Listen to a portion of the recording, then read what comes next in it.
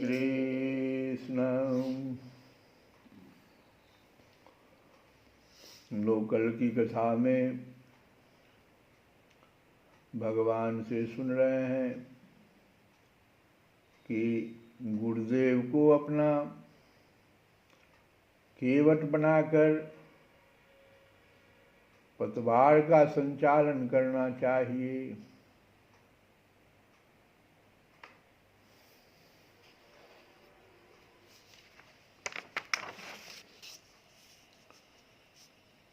ये शरीर तो सुदृढ़ नौका है ही इस संसार सागर से पार करने के लिए, लेकिन इसका खेवनहार भी कोई होना चाहिए, वो कुशल खेवनहार, केवट के जैसा। और भगवान कहते हैं कि मेरा अगर स्मरण करता रहे उस समय में, पतवार का जब संचालन हो रहा है गुरु महाराज से, और वह जीव मेरा सिर्फ स्मरण करता रहे, मेरी लीला कथा का चिंतन करता रहे, नाम का स्मरण करता रहे, तो मैं क्या करता हूँ, अनुकूल वायु मैं कृपा कर देता हूँ, और कृपा के रूप में मैं वायु अनुकूल कर देता हूँ नौका को चलने के लिए। तो अनुकूल वायु के रूप में उसे लक्ष्य की ओर बढ़ाने लगता हूँ। और इतनी सुविधा होने पर भी जो इस शरीर के द्वारा संसार सागर से पार नहीं हो जाता, वह तो अपने हाथों अपने आत्मा का अधः पतन और हनन कर रहा है।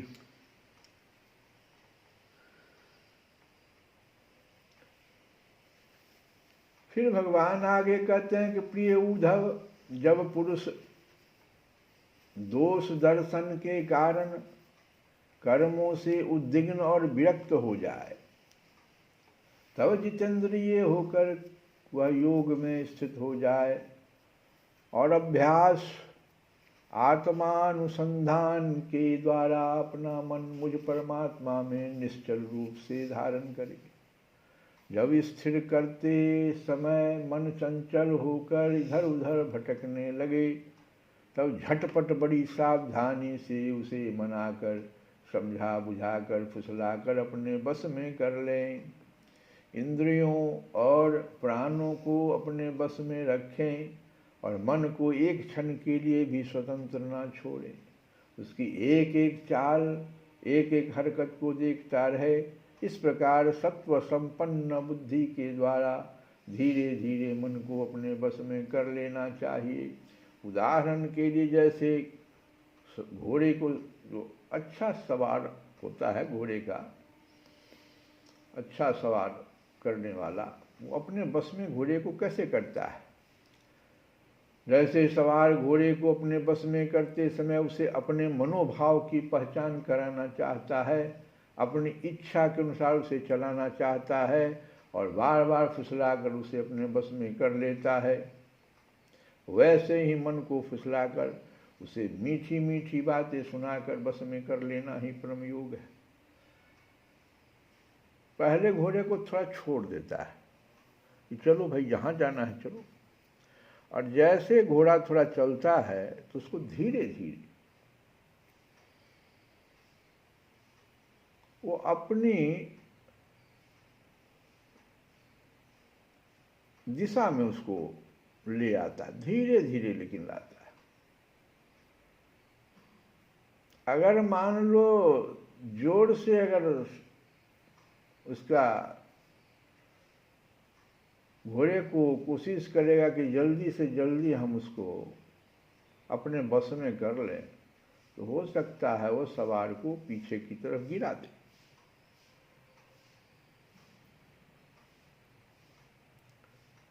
मन भी ठीक घोड़े के समान है।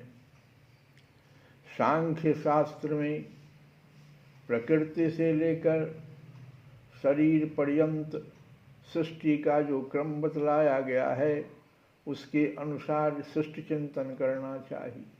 और जिस क्रम से शरीर आदि का प्रकृति में लय बताया गया है उस प्रकार लय चिंतन करना चाहिए। यह क्रम तब तक जारी रखना चाहिए जब तक मन शांत स्थिर न हो जाए। जो पुरुष संसार से विरक्त हो गया है और जिसे संसार के पदार्थों में दुख बुद्धि हो गई है, वह अपने गुरुजनों के उपदेश को भली भांति समझकर बार बार अपने स्वरूप के ही चिंतन में संलग्न रहता है। इस अभ्यास से बहुत शीघ्र ही उसका मन अपनी वह चंचलता जो अनात्मा शरीर आदि में आत्मबुद्धि करने से हुई है छोड़ देता है। और यम नियम आसन प्राणायाम प्रत्याहार धारणा ध्यान समाधि आदि योग मार्गों से वस्तु तत्व का निरीक्षण परीक्षण करने वाली आत्मविद्या से तथा मेरी प्रतिमा की उपासना से अर्थात कर्म योग ज्ञान योग और भक्ति योग से मन परमात्मा का चिंतन करने लगता है। और कोई उपाय नहीं है। इस मन को बस करने के लिए भगवान ने बड़ा ही सुंदर उपाय सब बताया है। उद्धव जी, वैसे तो योगी कभी कोई निंदित कर्म करता ही नहीं, परंतु यदि कभी उससे प्रमादवश कोई अपराध बन जाए तो योग के द्वारा ही उस पाप को जला डाले। कृच्छ चांद्रायन आदि दूसरे प्रायश्चित कभी न करे। अपने अपने अधिकार में जो निष्ठा है वही गुण कहा गया है। इस गुण दोष और विधि निषेध के विधान से ही तात्पर्य निकलता है कि किसी प्रकार विषयासक्ति का परित्याग हो जाए। विषयों में जो आसक्ति है मन का, वो किसी भी तरह से उससे हटा करके और आत्मा की ओर लगा दे, आत्मानुसंधान की ओर मन को लगा दे। क्योंकि कर्म तो जन्म से ही अशुद्ध है, अनर्थ के मूल हैं कर्म जो है। शास्त्र का तात्पर्य उनका नियंत्रण नियम ही है। जहाँ तक हो सके प्रवृत्ति का संकोच ही करना चाहिए। जो साधक समस्त कर्मों से विरक्त हो गया हो, उनमें दुख बुद्धि रखता हो, मेरी लीला कथा के प्रति श्रद्धालु हो और यह भी जानता हो कि सभी भोग और भोग वासनाएं दुख स्वरूप है, किंतु इतना सब जानकर भी जो उनके परित्याग में समर्थ न हो, उसे चाहिए कि उन भोगों को तो भोग ले, परंतु उन्हें सच्चे हृदय से दुखजनक समझे और मन ही मन उसकी निंदा करे तथा उसे अपना दुर्भाग्य ही समझे। साथ ही इस दुविधा की स्थिति से छुटकारा पाने के लिए श्रद्धा, दृढ़ निश्चय और प्रेम से मेरा भजन करे। इस प्रकार मेरे बतलाए हुए भक्ति योग के द्वारा निरंतर मेरा भजन करने से मैं उस साधक के हृदय में आकर बैठ जाता हूँ और मेरे विराजमान होते ही उसके हृदय की सारी वासनाएं अपने संस्कारों के साथ नष्ट हो जाती है। इस तरह जब उसे मुझ सर्वात्मा का साक्षात्कार हो जाता है, तब तो उसके हृदय की गांठ टूट जाती है, उसके सारे संशय छिन्न भिन्न हो जाते हैं और कर्म वासनाएं सर्वथा क्षीण हो जाती है। इसी से जो योगी मेरी भक्ति से युक्त और मेरे चिंतन में मग्न रहता है, उसके लिए ज्ञान अथवा वैराग्य की आवश्यकता नहीं होती। उसका कल्याण तो प्राय मेरी भक्ति के द्वारा ही हो जाता है। कर्म, तपस्या, ज्ञान, वैराग्य, योगाभ्यास, दान, धर्म और दूसरे कल्याण साधनों से जो कुछ स्वर्ग, अपवर्ग, मेरा परम धाम अथवा कोई भी वस्तु प्राप्त होती है, वह सब मेरा भक्त मेरे भक्ति योग के प्रभाव से ही यदि चाहे तो अनायास प्राप्त कर लेता है। मेरे अनन्य प्रेमी एवं धैर्यवान साधु भक्त स्वयं तो कुछ चाहते ही नहीं। यदि मैं उन्हें देना चाहता हूँ और देता भी हूँ तो भी दूसरी वस्तुओं की तो बात ही क्या, वे कैवल्य मोक्ष भी नहीं लेना चाहते। उद्धव जी, सबसे श्रेष्ठ एवं महान परम कल्याण निःश्रेयस तो निरपेक्षता का ही दूसरा नाम है। इसलिए जो निष्काम और निरपेक्ष होता है उसी को मेरी भक्ति प्राप्त होती है। मेरे अनन्य प्रेमी भक्तों का और उन समदर्शी महात्माओं का जो बुद्धि से अतीत परम तत्व को प्राप्त हो चुके हैं। इन विधि और निषेध से होने वाले पुण्य और पाप से कोई संबंध ही नहीं होता। इस प्रकार जो लोग मेरे बतलाए हुए इन ज्ञान, भक्ति और कर्म मार्गों का आश्रय लेते हैं वे मेरे परम कल्याण स्वरूप धाम को प्राप्त होते हैं, क्योंकि वे पर ब्रह्म तत्व को जान लेते हैं। सीताराम सीताराम सीताराम कहिए, सीताराम सीताराम सीताराम कहिए। जाहि विधि राखे राम, जाहि विधि रहिए। जाहि विधि राखे राम, जाहि विधि रहिए। सीताराम सीताराम सीताराम कहिए। जाहि विधि राखे राम, जाहि विधि रहिए। जाहि विधि राखे राम, ताहि विधि रहिए। मुख में हो राम नाम, जन सेवा हाथ में। तू अकेला नहीं प्यारे, राम तेरे साथ में हो, राम तेरे साथ में हो। विधि का विधान जान, हानि लाभ सहिए। जाहि विधि राखे राम, ताहि विधि रहिए। सीताराम सीताराम सीताराम कहिए। जाहि विधि राखे राम, ताहि विधि रहिए। किया अभिमान तो फिर मान नहीं पाएगा, होगा प्यारे वही जो श्री राम जी को भाएगा। होगा प्यारे वही जो श्री राम जी को भावेगा। फल आशा त्याग शुभ कर्म करते रहिए। फल आशा त्याग शुभ कर्म करते रहिए। जाहि विधि राखे राम, ताहि विधि रहिए।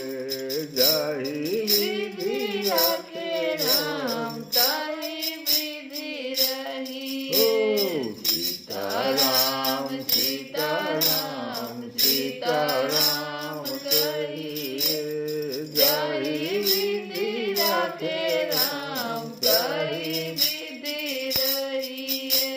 जिंदगी की डोर सौंप हाथ दीनानाथ के। जिंदगी की डोर सौंप हाथ दीनानाथ के। महलों में राखे चाहे झोपड़ी में बास दे। महलों में राखे चाहे झोपड़ी में बास दे। धन्यवाद निर्विवाद राम राम कहिए। जाहि विधि राखे राम, ताहि विधि रहिए। सीताराम सीताराम सीताराम कहिए।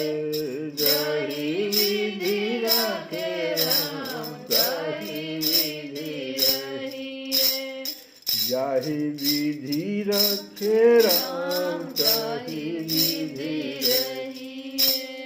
आशा एक राम जी की, आशा एक राम जी की। दूजी आशा छोड़ दे। आशा एक राम जी की, दूजी आशा छोड़